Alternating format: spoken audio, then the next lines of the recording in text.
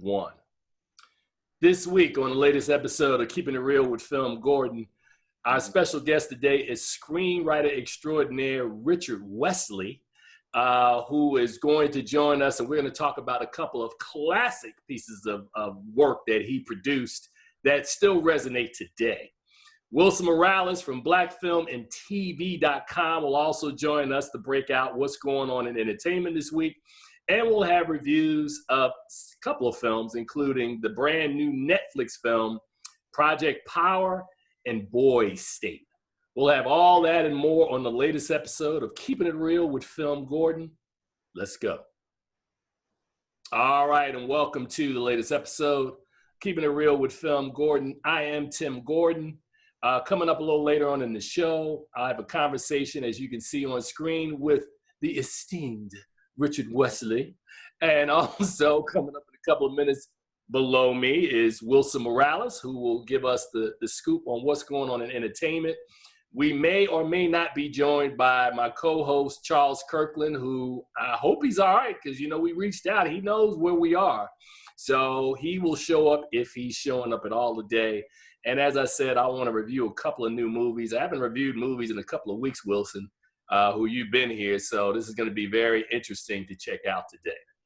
All right. So without any further ado, as you can tell, my background's a little different. I went to a wedding about an hour ago and was evicted out of my normal studio. So I'm doing crazy background work today. I think it looks pretty good. How's the logo look to you guys? Looks fine. It's okay.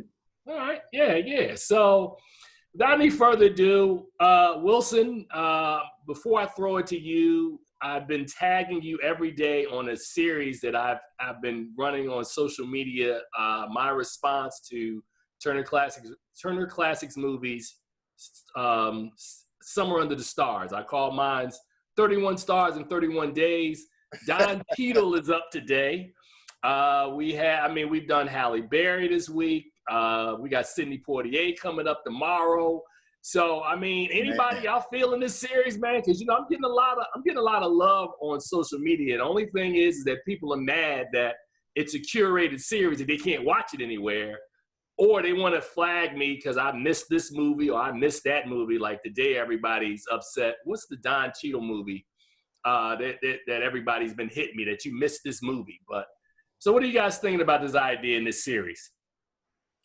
I think it's a wonderful idea. I think any a series of films, curated or not, that can be made available for people to, peruse, and that gives them a deeper knowledge of our history in American cinema. I think that's a good thing, and I'm glad to see that that is happening. I really am. Sir Morales?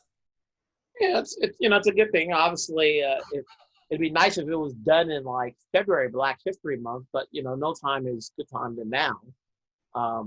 It's like, especially when people can talk about who's left, how many is left, can you actually name, can you get 31 people? So now you need a viral campaign for it. Well, Richard, one of the things we did at the end of last week's show that I created a new game because I've been looking at these movies and trying to pull them together.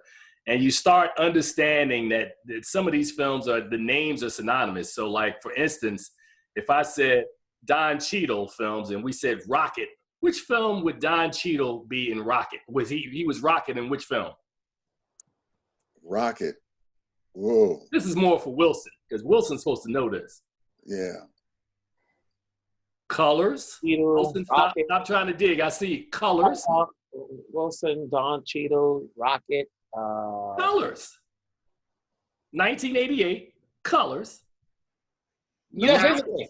When you do these things, you have to ask yourself, how many of your audience would have seen that to know, is that one of his memorable films, to know his character? Touche. Watch this. Devil in the Blue Dress. He was who? Mouse. Mouse. See how Richard just spit that out? Here's the thing. Black folks have good memories of black film. And granted, you and I have seen a lot of films. But when you're saying Don Cheadle, when you say like Devil in the Blue Dress, New Jack City, these are movies that back in the day in the 90s, right, we were watching on bootleg, because I don't think those movies didn't make a lot of money in the theaters. So we caught them on bootleg, and then later on when they started appearing on DVD. right. Because we saw it so often, we know these things. Colors is not one of those movies. All That was one of those movies that you'd see in passing, like, okay, if it's on, yes. And then you look at it now and go, oh, I know Don Cheadle was in that one. But Devil in the Blue Dress was on not that long ago. Because he made an entrance in Devil in the Blue. He stood out.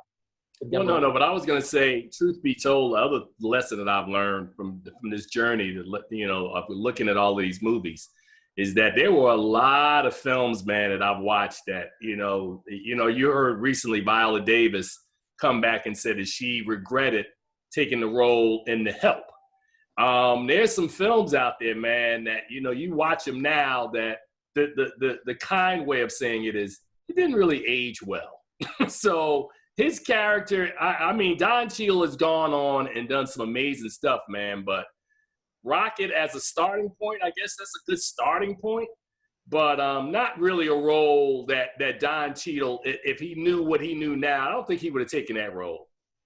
Yeah, but at the time, how many roles would there have been that were really available for a young Black actor with the kind of range Don Cheadle has? Yeah. Because you talk about 1988.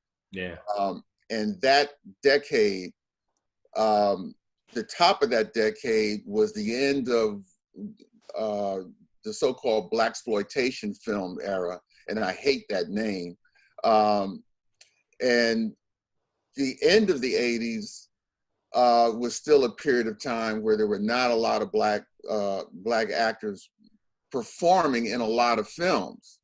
And if they were usually playing, sidekicks, or I should say like feature parts, small roles, things like that. Then 89, 90, it started, booming again, and that I think was probably, as much a result of the success of, a film like Boys in the Hood and Jungle Fever and because there was House something Party happening. was around that time as well. I'm sorry, which one? House Party, I think. House Party, House Party. Because when you get to 89 and 90, you're starting right at the beginning of the careers of filmmakers like the Hughes brothers, John Singleton, Spike, starting to blow up. So, that was like a resurgence of Black presence on screen. That's also part of the years where Denzel went from being, Denzel Washington, he's a good actor, to Denzel Washington. We need to start paying attention to him. He has potential to be the next Sidney Poitier. Mm-hmm. So, All right. Well, Richard, I'm glad you said that. Stick a pin in that. We'll revisit that statement about the next Sidney Poitier in a moment. But Wilson, we got Lovecraft County. Is it Lovecraft Country? That's Lovecraft Country. Yeah, that's coming on. Country debuting tomorrow night on HBO. So Wilson, man, tell us what else is going on in entertainment, man. You've got ABFF starting up this week on the 21st. And this is the first time, obviously, it's going virtual because we already know why. But this time, they actually have more films than ever before. Usually, it's like 5 films in competition per category. This time, they got like 20 films in competition in the narrative. I also think in the, documentary section. So there's a lot of films out there. Now it just needs promotion. I sometimes think too many is a lot, especially now. Can you sustain an audience, the same audience, for 9 straight days? Warner Brothers is having their fandom, call it like their Hall H presentation on this coming Saturday, where it's a 24-hour cycle of things they got coming up, in the comic book universe. We're finally going to get more glimpses of Wonder Woman should it come out, and, the Batman and Even there, it comes to their TV section as well. We're gonna get a look at Janika Leslie, I believe, Janika Leslie. I think I'm spelling it wrong. Who's gonna play the black Batgirl in the new TV series? You know, so you got that right now. Also on Netflix, you have Project Power. You know, Jamie Foxx, Dominic Fishback, and that's a name you're gonna hear from time to time because she's got upcoming roles. And Joseph Gordon-Levitt. You know, so is it a sci-fi type of movie? Not really. You know, but you know, nowadays when we're all home, sometimes we just want to watch a film. You know, so that's out. On Blu-ray right now, you have The High Note. I don't know if a lot of people saw it when it came on demand, but it's now on Blu-ray and then on digital as well. You know, Tracee Ellis Ross in the first big starring role. Kelvin Harrison Jr., a rising star. He's been getting a lot of roles lately. You know, you have that going on. You had the first teaser trailer at least, to Bad Hair, Justin Simion's film, which played at Sundance, and Hulu picked it up, and they're going to release it on October 23rd, which during what they call Halloween week. You know, and that's got Lena Waithe, Usher, a whole sort of actors in there. So there's a lot of them in there, you know. I think tonight in LA, Ava DuVernay's been doing these drive-in screenings, and tonight I believe they're showing Purple Rain. So that should be interesting, you know, especially for driving. I have no idea how the drive-in market's been doing. I hear it's been booming because obviously people are in their cars and they're not going anywhere else. So, and then what's it called? Hulu, Amazon picked up another documentary that's going to release later this year called Time. It won an award over at Sundance. That's directed by Garrett Bradley. He's done a number of films before, but this one she won an award at Sundance. So there's a number of things out there. Deion Taylor just finally talked about his movie Don't Fear, which he shot during the COVID-19, starring Joseph Sikora from Power. So he's got he's up and running. You know, he's not letting this affect his game. And like I said, Tenet's coming out pretty soon at the end of the month overseas, and then it's going to be released in the States. That's going to be the true test of how cinema is going to be, will be whether or not Tenet makes a difference overseas and it can do the same thing here. And then how many people are going to watch Mulan once it hits Disney Plus, you know, because those are the two big game changers. One is going to be Tenet, to see if people are willing to fork the bucks to see it. And the other one is, should Disney make a bundle putting on Mulan, will others follow suit and start charging like $29.99 for their films? Well, the other thing you left out, man, is AMC announced earlier this week that they're going to open, I guess, in some markets. I know I live in the suburbs of Washington, D.C., and D.C. is not one of the markets that's opening. But I think their first day, they were charging like $19.20 prices, so it's supposed to be 15 cents. And then they're going to go to, I guess, their current pricing structure. You know, I don't want to beat a dead horse because you and I talk about this every week, man. I think it's going to be a long time before there's enough consumer confidence and we have a vaccine that theaters will actually be kind of workable again. Because if you're only putting in 25% of the audience and, you know, a lot of studios aren't releasing a lot of fare, and these films aren't cheap, man. I mean, films are anywhere budgeted on average. I would say these tentpole films that we were looking at in the summertime, you're looking at films that are upward 75, 80 million to up to maybe 200 million for maybe a Marvel film or one of these DC films. So there's, you know, I don't know if a studio has the courage, and Tenet, they keep pushing Tenet on us. And as special as I think Christopher Nolan is, and how much I enjoy his films and how critically acclaimed he is, I mean, it's anybody's guess when this movie hits theaters here in the States in early September. Because I think it's early September because it's being released. Probably the week after. I don't know if the audience is going to be waiting. Like I did a IG chat with a film festival out of London, right. And the host was telling me that his colleague has already been sent a screener of Tenet. And he's overseas.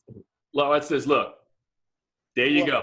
how much did you guys say they're going to charge audiences to watch streams of these films when they come out? Is that? Well, no, these aren't streams. These are, Richard, when they opened up, AMC announced like on the first day as an inducement to try to bring audiences in, they were charging 15 cents for movies, which was the price of films in 1920. But they're only going to do that for one day. And then after that, they're going to have regular admission prices. But from what I understand, they're only allowing a quarter, like each house is only going to be, they're selling tickets up to 25%. No tickets being sold on site. You have to reserve your tickets in advance. So again, with the concession situation still kind of iffy. They don't know whether or not they're going to carry concessions. The ability that you can't fill a theater. I just think it's tough sledding, man. And I mean, I understand the ability that you want to keep the theaters open. It's tough sledding, man. I don't know how you make it work economically. A while back when the restaurant started to open, there's a Chinese store in my neighborhood. We're like, oh, we've got a full meal, $3. It's like, there's something wrong with that.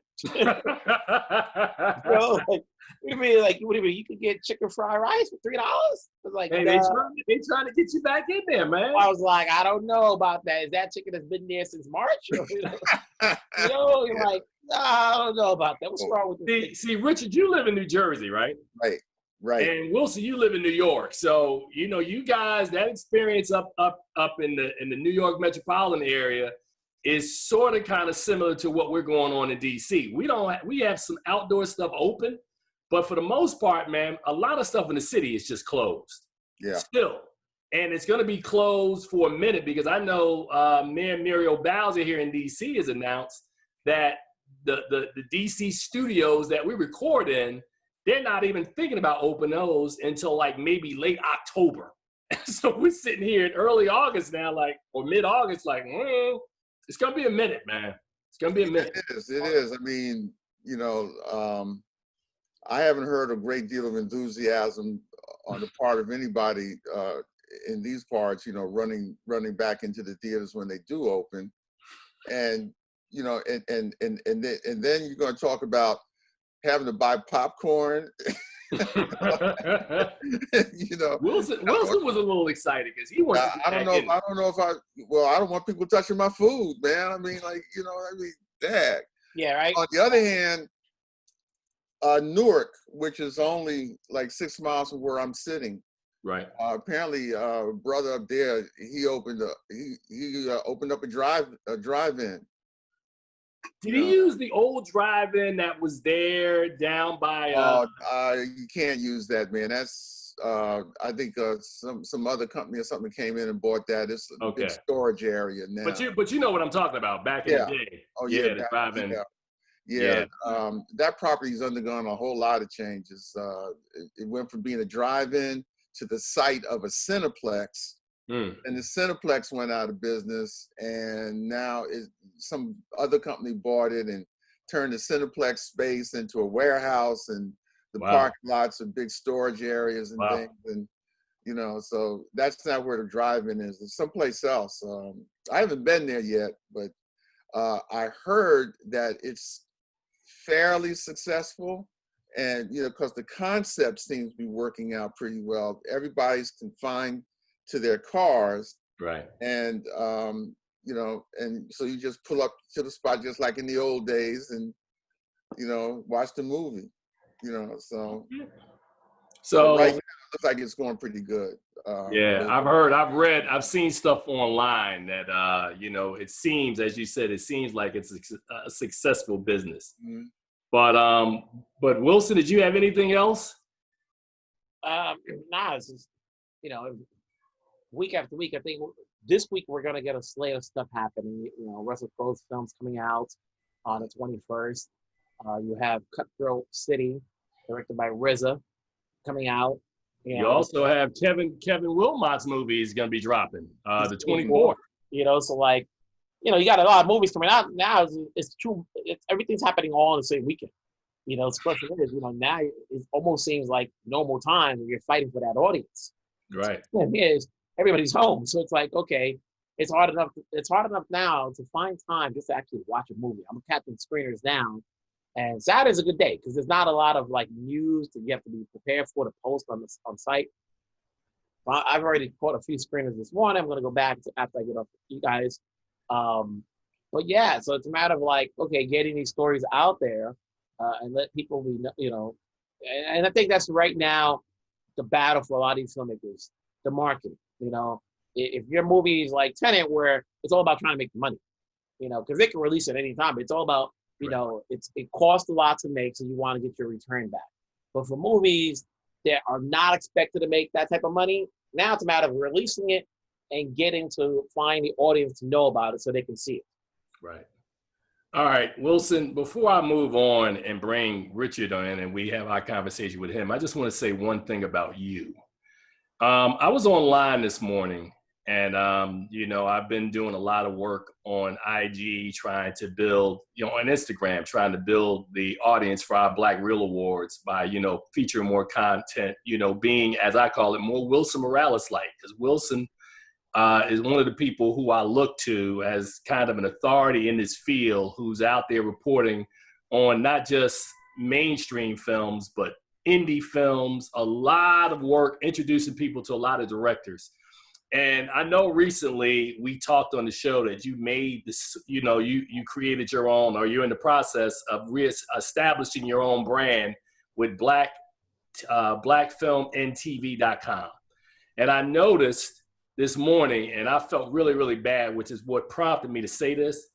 I want to tell audiences who watch you here, right, that you are no longer affiliated with blackfilm.com. Am I correct? No, definitely not.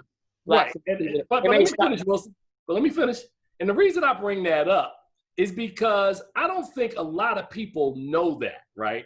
Because I'm watching what you're posting and the reaction to what you're getting versus the reaction to what people on blackfilm.com, is receiving. And I know another friend of ours and colleague, Sean Edwards, wrote a strong piece. And I think I'm going to follow his lead because I think people need to understand that the architect of a site is the guy that's right below me in this picture right here. That's Wilson Morales. Wilson Morales is the guy that built that brand and built that site. He's no longer there. So the content that's coming out of there is not Wilson Morales. Wilson Morales is over at blackfilmandtv.com, which is the folks that are there need to start following that brother over here on his new platform. And I can't tell you, Wilson, how incensed I was this morning watching and reading comments on blackfilm.com site. Instagram. On the Instagram? On the Instagram, okay. Which under the guise that they were talking to you, but it wasn't you. And I don't think enough people know that, man. I want to make an announcement come Monday in regards to like let people know that, hey, this is not me. There's some drama that's going there that I can't get into now. But at the end of the day, as you know, most 95% of what's there was all me. So I'm over at blackfilmandtv.com, obviously, continuing the work that I do. Whoever's running that account or whatever the site is, they're doing what they're doing. But if you've been following me for so long, you know what you're going to get. I'm going to continue to do more and add more. Before I guess I let you guys talk, I just want to ask Richard, because since you're the guy who wrote both those movies, with all this talk that we've been getting over the years about a follow-up and a redo, about Uptown, you seem to know what's happening in the film world. Who would you like to see play those two roles? Wait. Tell the audience which films, because the audience doesn't know what you're talking about, because we haven't introduced the brother yet. Oh, Uptown Saturday night. And let's do it again. Let's do it again. So, like, there's been a lot of talk about, I remember at one point, they thought it was going to be Denzel and Will Smith. And then, over the years, other names have come along.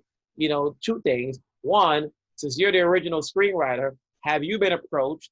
Two, who would you like to? I love it. No, I have never been approached about any of the rewrites. I don't know why. In the beginning, I was a little bitter about it, but then I backed up off of that real quick and realized, it's just the nature of the business. Who would I like to see play it today? Play those two parts today? You know, I don't even know. You know, I have a suggestion for you. I think I would have to spend some time, like really, you know, for some reason, you know. Can you see Kevin Hart doing it? No, Kevin. Yeah. No. I would say Will and Martin.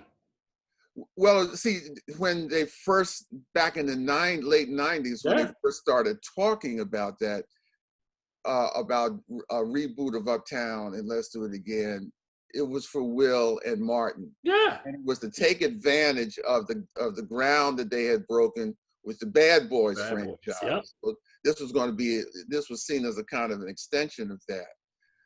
And in terms of today, well, since like both of them are now, you know, I guess in their early 50s,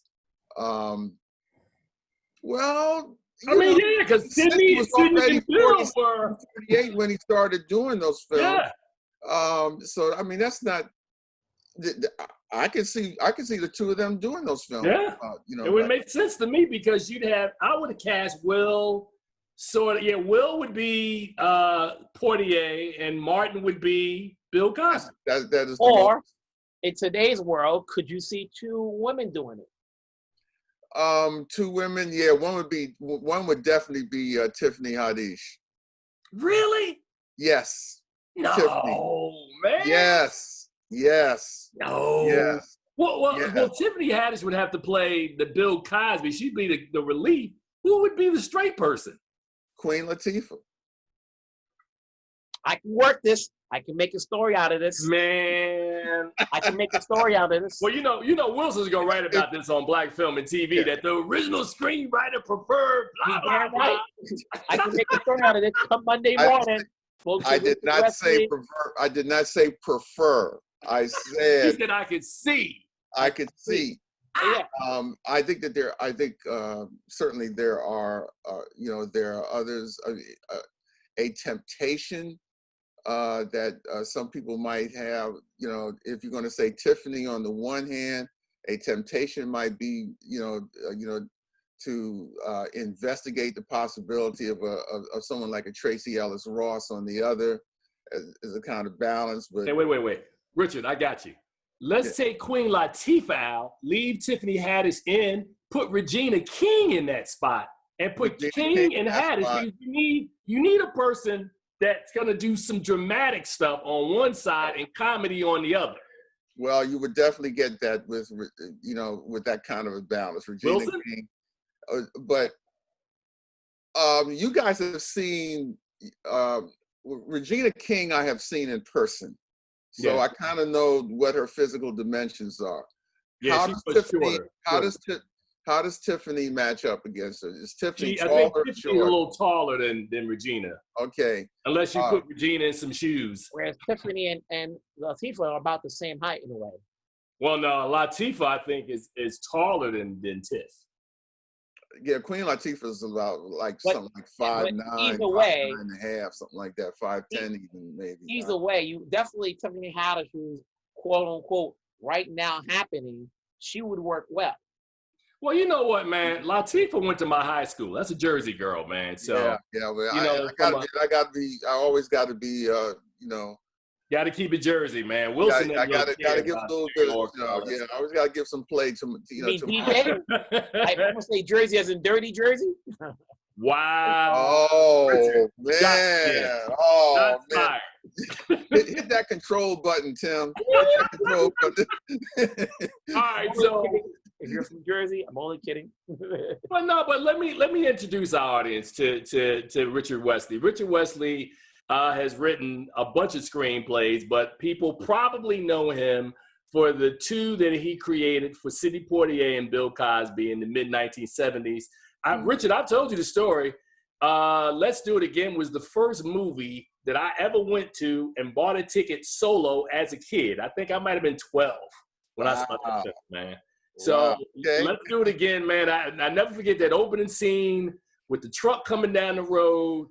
taking us to wherever the outdoor of whatever this industrial spot was, and Bill Cosby sitting on a little forklift. Superfine Jane Kennedy comes walking by. He loses his focus, runs into, I guess, creates an accident, and then later on, the heavyweight champion of the world that you got in this film, George Foreman and Bill Cosby, in this hilarious sort of they're gonna fight scene. Very instrumental movie to me, a movie that as a kid, I loved the dynamics of all of those films, and the fact that you and I later on, years later, became friends was like a bonus, because I was like, man, Richard, these movies meant so much to me, man, coming up. Talk to me first and foremost about you were in the game at the time and how Sidney Poitier approached you to write first the screenplay for, now I want to say Uptown Saturday Night was the first. Uptown Saturday Night, that was the first one, yes. So how did that come about, man? How did that opportunity for you to write Uptown Saturday Night come about with Sidney Poitier tabbing you for that? I had a reputation in New York at that time as an off-Broadway playwright. Okay. I'd had some pretty nice successes and some very favorable reviews for the work that I was doing. And my recollection is one of the plays that I had written featured Morgan Freeman and Beverly Todd. Beverly Todd had starred or co-starred or was featured in two films that Sidney had done earlier, The Lost Man And Brother John. and another film called Brother John. Brother John.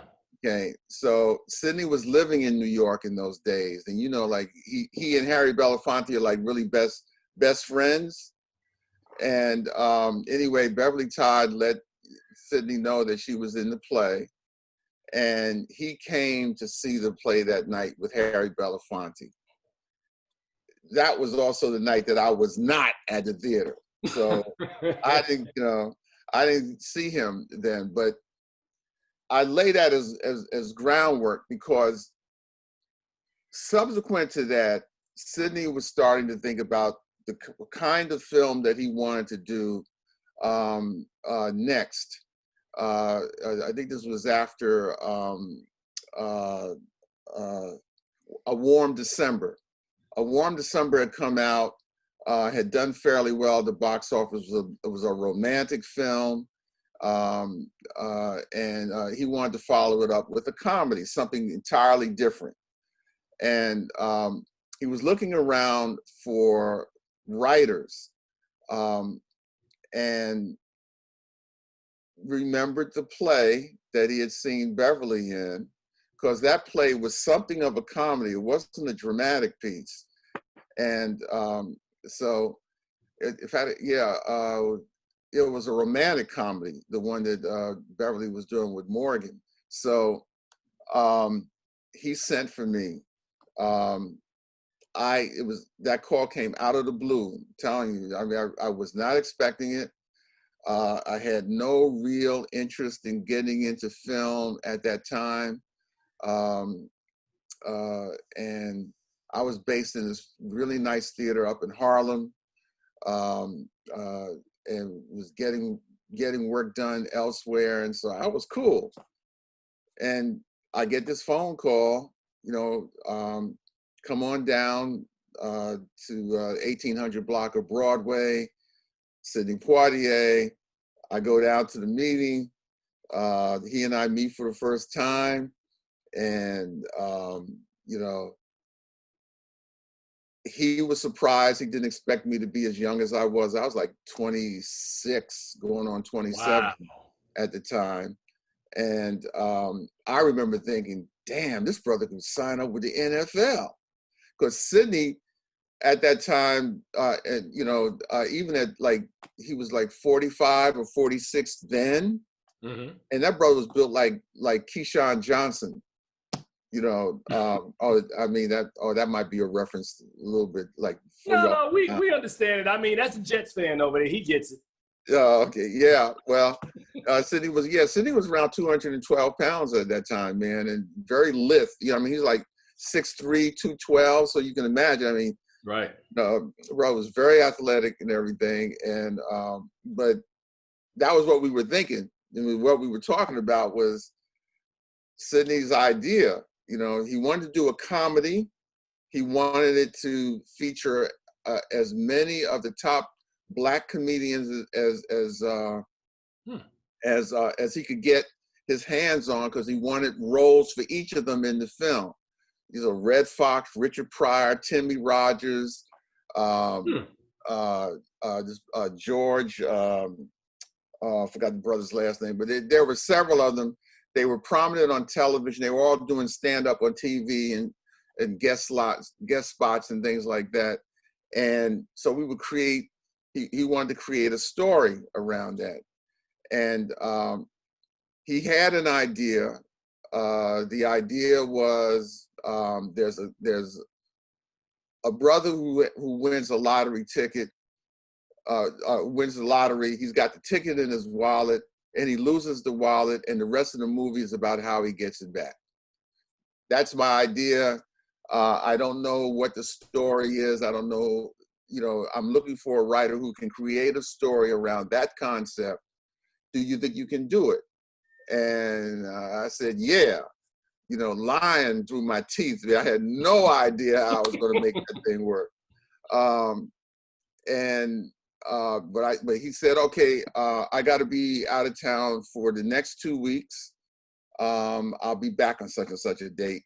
And I'm going to call you. Bring what you have. Let me read it. If I like it, you got the job. Bye. You know, so wow.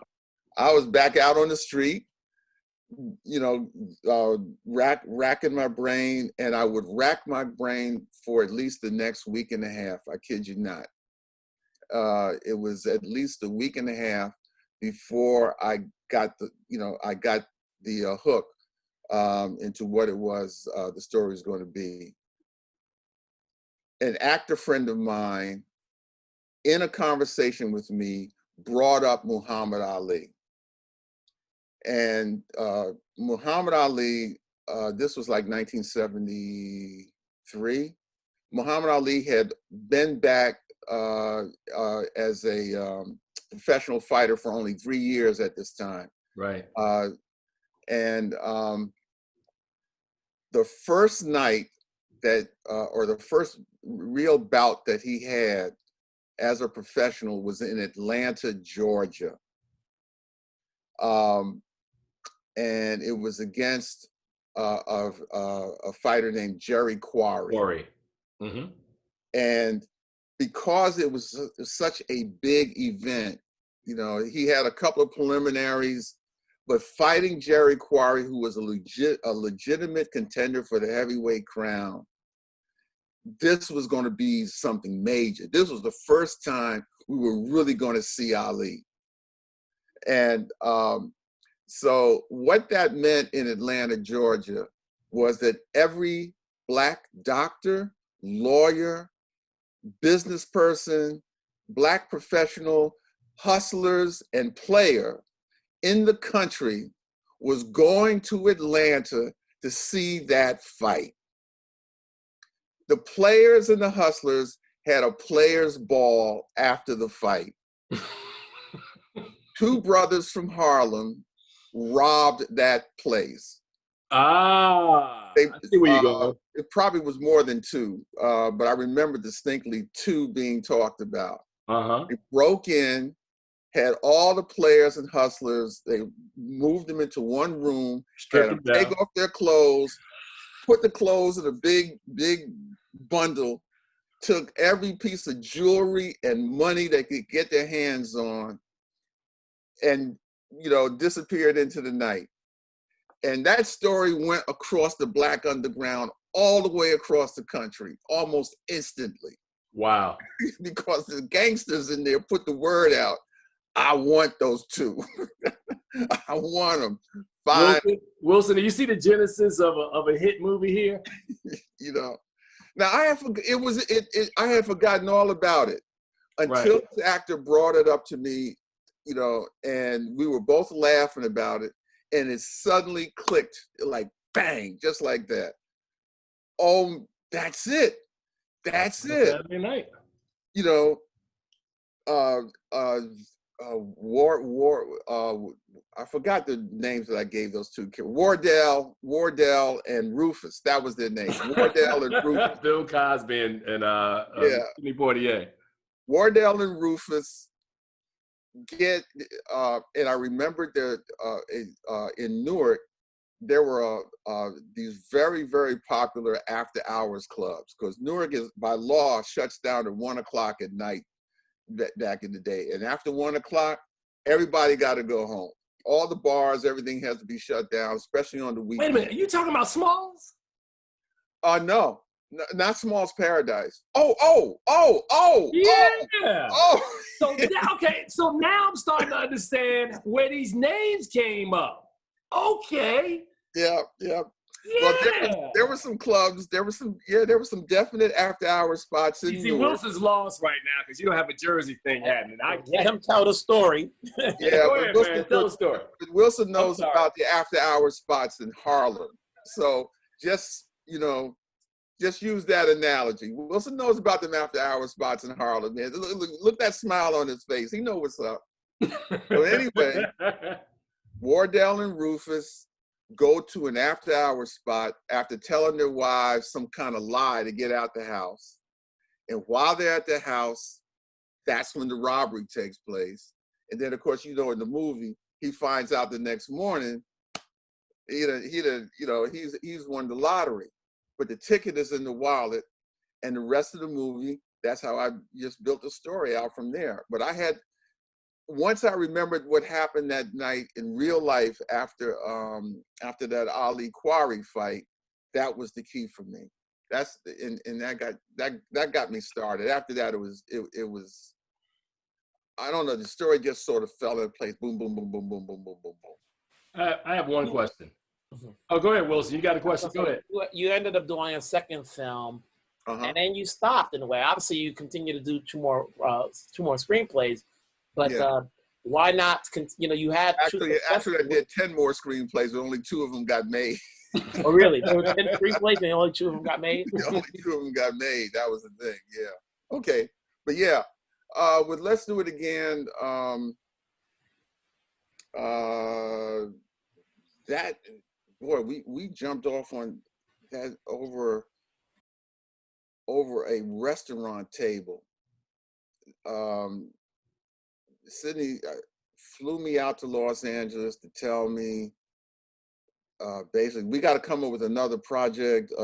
Uptown Saturday Night is doing great at the box office. Warner Brothers wants another one,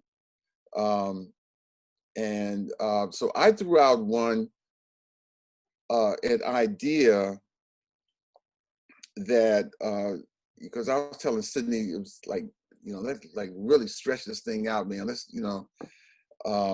and I was going to do one that was going to have an integrated cast. That was what I envisioned.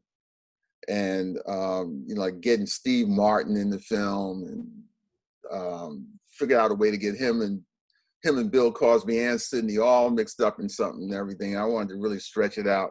And Sydney said, well, no, that's going to cost too much money. We're going to have to come up with something a little more narrow focused. And same formula. I'll give you 2 weeks. Come back to me with an idea in 2 weeks and everything, and let's start from there. And I don't know.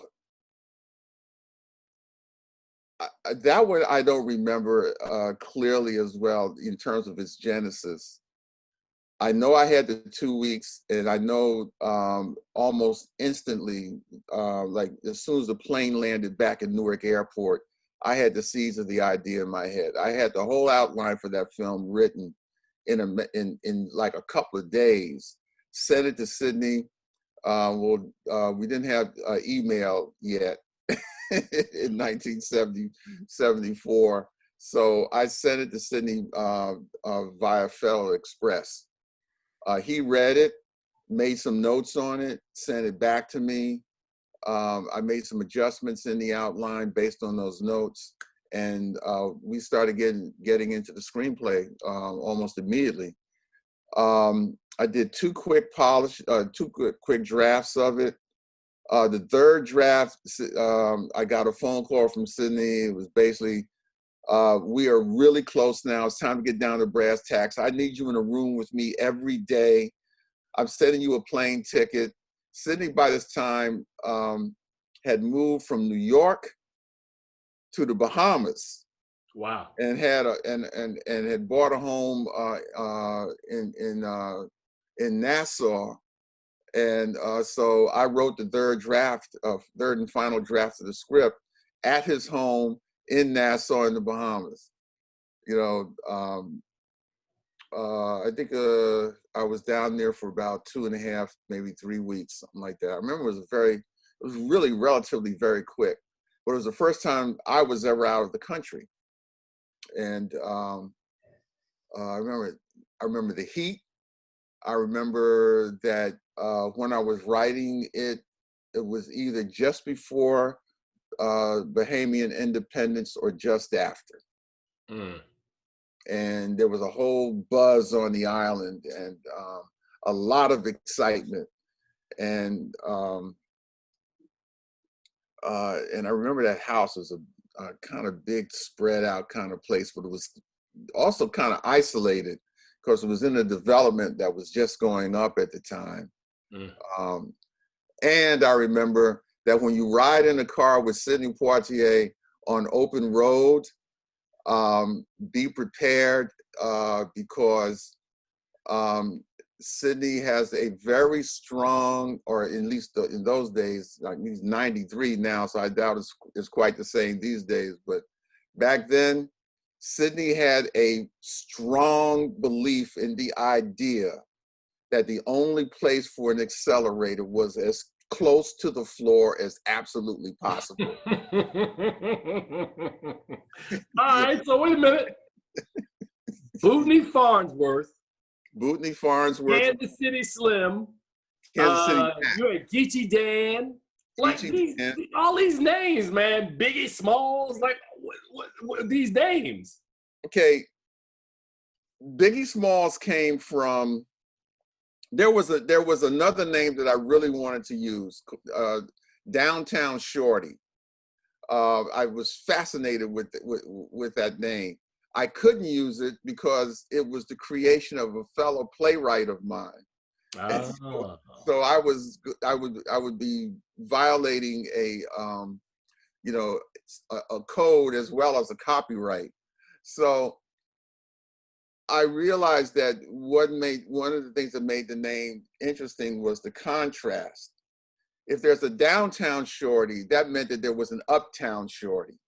Mm. You know, but Uptown Shorty just didn't seem as interesting. So I wanted to figure out contrast again. And I remembered Big Percy from Uptown Saturday Night. And so I said, oh, Big Percy. And that was because there was Big Percy and Little Seymour, so Biggie. There was a very fine high school basketball player in Washington, D.C. when I was at Howard. And he was the talk of the entire area in D.C. His name was Biggie Cunningham. He played at I think he played at Mackin High School. Mm-hmm. And so that's where the Biggie came from. I remember that Biggie Cunningham, because that brother could play, and I still don't know what happened to him, but that brother could play some ball. So I took the Biggie, said, well, if it's Biggie, big, small. Biggie Smalls. All right, Biggie Smalls. That's what that brother's going to be. I envisioned a really small actor with the name Biggie Smalls, And when I first started writing the part, he had a hang up about that. If you start talking about his height, there was going to be trouble, So, but ultimately it didn't work out for some other things that were going on in the script. So I had to abandon that. But that was where Biggie Smalls came from. Kansas City Mac, Brothers from Kansas City, and the Mac was a shortening of his real first name, which was MacArthur. Hmm. You know, because in the movie when all of them are toward the end, when all of them are in the police station in New Orleans, Mm-hmm. that's the one time in the movie where you find out what their real names are. Biggie Smalls' real name is Hiawatha Smalls, and Kansas City Mac's real name is MacArthur Clutch, and that's the only time in the film that you mention them. And so I was going for some humor there. Nobody wants to, like big time gangster named Hiawatha, you know. You don't want nobody to know that. So yeah, you become Biggie Smalls, big time. And Kansas City Mac, well, MacArthur, I don't know, man. That's not a gangster's name. Kansas City Mac. Now that's a gangster's name. So that's how those, they came. I got to give Harry Belafonte credit because he's the one that came up with Geechee Dan. That wasn't me. Nice. Yeah, he was the one that came up with Geechee Dan. And I think Geechee Dan was based on Belafonte's memory of a big time numbers runner in Harlem who was called Geechee, but I forgot what the other what his real name was.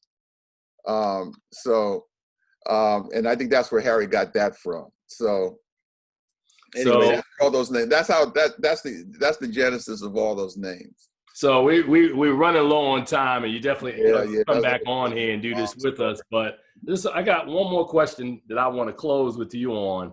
Mm-hmm. Wilson already asked you about the proposed idea of them trying to reboot some of these films. Yeah. Later on, your films gained popularity because we talked about, Christopher Wallace and other folks that have kind of co-opted names.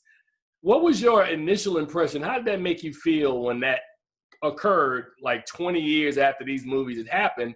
And then it also think about what the legacy of a Biggie Smalls or a Big Papa keeping your name or keeping your films alive in perpetuity for that reason. How does that make you feel? I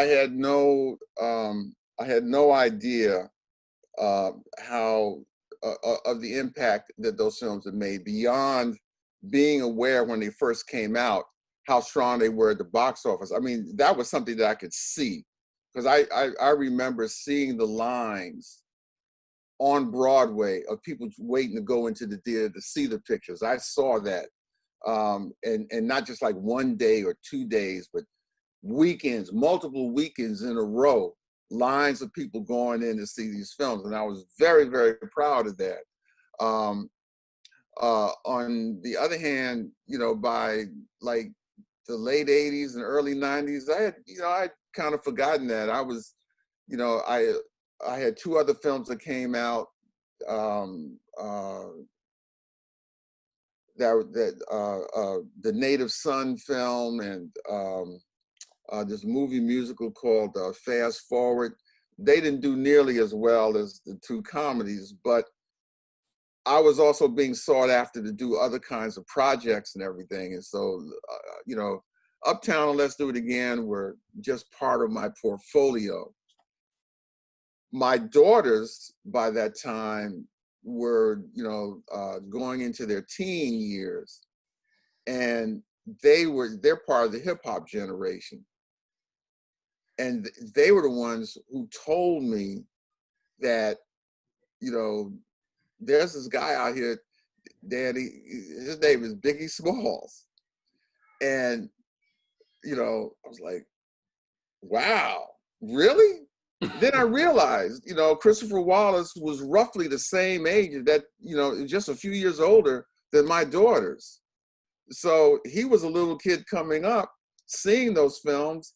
And then, the DVD, the VHSs, it wasn't DVDs in those days, the VHSs of those films were already being sold. And So yeah, okay, wow, I had no idea, and then to find out that there was a kid out of South Carolina who was a rapper who had named himself Geechee Dan, and I was like, man, Wow. yeah, I was very, I was very proud, and then of course, I mean, Christopher Wallace, man, he was one of the best rappers who ever lived. Right. So to have my name attached to someone who was at the epitome of his art form, I was like, okay, all right, Then Warner Brothers got into it. Oh yeah. Yeah, And then, Warner and Brothers then, said, and then Biggie Smalls became the notorious notorious B.I.G. B.I.G. They said, yeah, he got this cease and desist order. Yeah. You know. Well, brother, I wanna thank you, man, because you and I have talked about this over the years. This is the first time I think you've ever done it with me on air. Wilson, I want to thank you as well, and we're going to continue to fight the fight for you, my brother, over at blackfilmandtv.com. I'm going to shut this show down, and I'm going to come back because I don't have enough time to do any reviews today on this show, but I'll be back a little later on this afternoon, and we'll do some reviews that we'll post later. But I want to thank both of you, gentlemen. Richard, don't be a stranger, man. I mean, we got plenty of stuff to talk about, including your debut screenplay. What was it called? Was it Black Terror?